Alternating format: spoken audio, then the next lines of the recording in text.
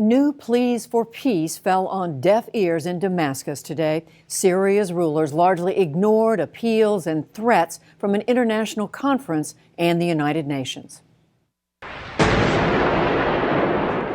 Government guns blasted away in the Syrian city of Homs today, oblivious to a UN ceasefire negotiated by Special Envoy Kofi Annan. Amateur video showed clouds of smoke rising skyward and fires raging in shattered buildings. At the United Nations, Secretary General Ban Ki-moon condemned the ongoing assault. Despite assurances from the government, there has been no meaningful progress on the ground. This is unacceptable. Ban proposed sending as many as 300 military observers to Syria, and he insisted that they have freedom of movement and the use of helicopters during their mission. Meanwhile, the U.S. and other nations making up the Friends of Syria group gathered in Paris to try to put more pressure on the Assad government to comply with the ceasefire.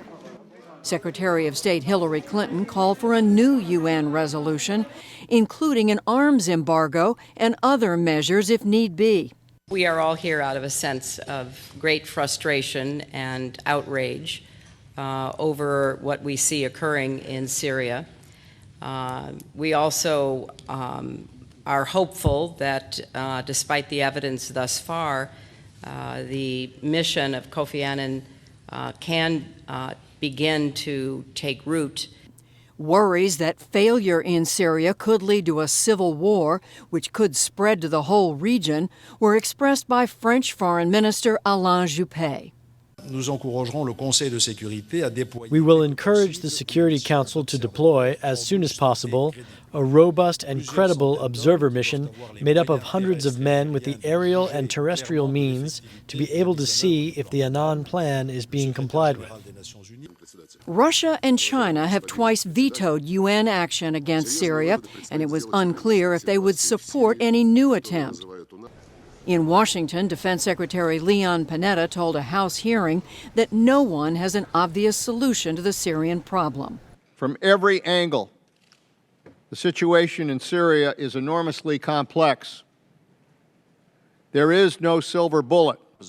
But Democrats and Republicans alike warned against direct military action. I'm not recommending U.S. military intervention, particularly in light of our grave budget situation, unless the national security threat was clear and present. I also agree with the chairman on the fact that I don't see a military option for us in this area for a wide variety of reasons. Panetta, in turn, played down the likelihood of U.S. military involvement. At this point in time, Congressman, the decision is that we will not have any boots on the ground and that we will not act unilaterally in that part of the world.